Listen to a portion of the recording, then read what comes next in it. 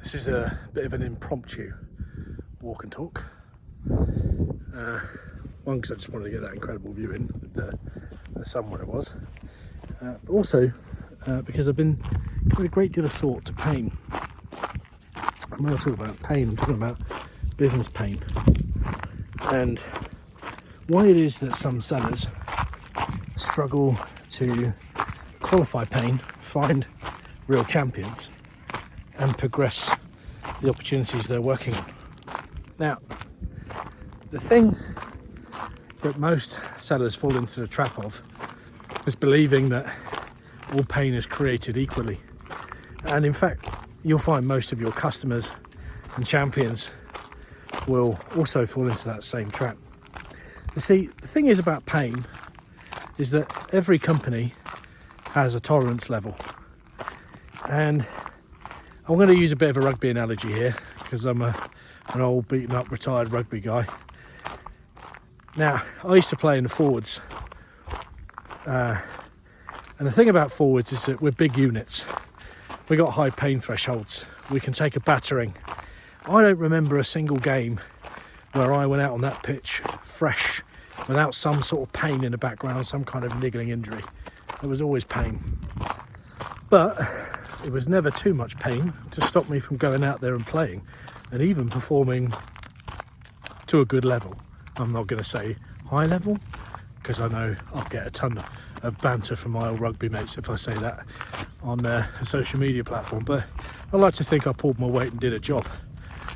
And a lot can be said for a lot of companies. There's a lot of background pain, a lot of noise going on inside every single company, but it doesn't stop them from operating, it doesn't stop them from executing. Likewise, in a rugby team, you have more nimble, faster athletes that play out wide, and their job is to typically do the more technical stuff and also finish tries, beat people with speed and agility.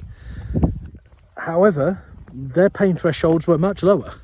They weren't big, strong, but slow units like the forward pack. The slightest little niggle or problem with them, and it massively impacted their performance, and they couldn't play. You'd find the pain tolerance or the background noise in those smaller, more agile athletes had a much lower tolerance level. And look, this can be said for companies as well, right? Look at smaller startups, more agile startups. They're more keen to change, and the slightest bit of pain, they have the ability to change it immediately or try to address it.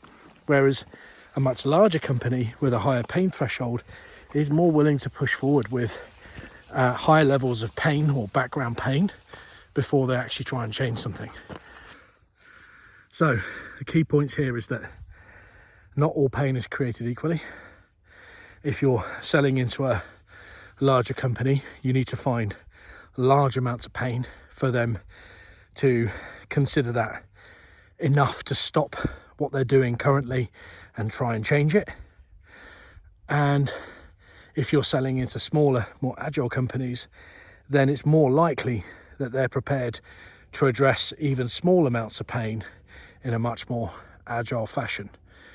So if you happen to be selling into enterprise companies or strategic accounts, my advice to you is take your happy ears off, stop getting excited about every single bit of pain you find, and figure out what the pain threshold is.